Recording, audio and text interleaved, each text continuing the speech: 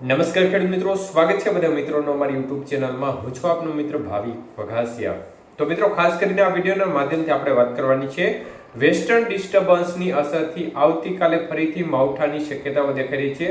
તો કયા કયા વિસ્તારમાં આવતીકાલે માવઠાની સંભાવના રહેશે અને આ વેસ્ટર્ન ડિસ્ટર્બન્સની અસર વધુ કયા વિસ્તારમાં રહેશે, કેટલી તારીખો સુધી રહેશે, સંપૂર્ણ માહિતી જોઈએ તે પહેલા જે પણ મિત્રો નવા છે તે ચેનલને સબસ્ક્રાઇબ કરી લેજો.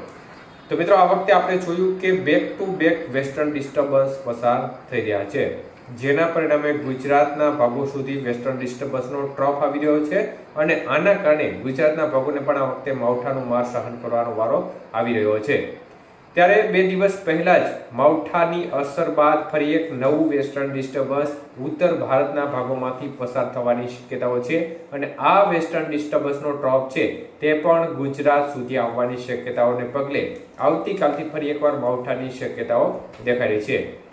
તો મિત્રો, ખાસ કરીને હાલની સ્થિતિ પ્રમાણે જોવા જઈએ તો 2 થી 5 તારીખ વચ્ચેના સમયગાળા દરમિયાન, મતલબ કે 2 એપ્રિલથી 5 એપ્રિલ વચ્ચેનો જે સમયગાળો છે એ સમયગાળા દરમિયાન ગુજરાતના ભાગોમાં માવઠાની શક્યતાઓ અત્યારે બનતી નજરે પડી રહી છે. ત્યારે હાલની સ્થિતિ પ્રમાણે આ વેસ્ટર્ન ડિસ્ટર્બન્સ છે તેની મુખ્ય અસર છે તે કચ્છના ભાગો, ઉત્તર ગુજરાતના ભાગો, પશ્ચિમ ઉત્તર સૌરાષ્ટ્રના ભાગો સુધી રહે તે પ્રકારની શક્યતાઓ અત્યારે દેખાઈ રહી છે. તો સ્થિતિમાં કંઈ પણ ફેરફાર થશે તો અપડેટ આપીશું, પરંતુ અત્યારની જે લેટેસ્ટ અપડેટ છે તે મુજબ આ શક્યતાઓ બનતી નજરે પડી રહી છે અને સૌરાષ્ટ્રના અન્ય વિસ્તારમાં પણ ક્યાંક અસર જોવા મળી શકે છે.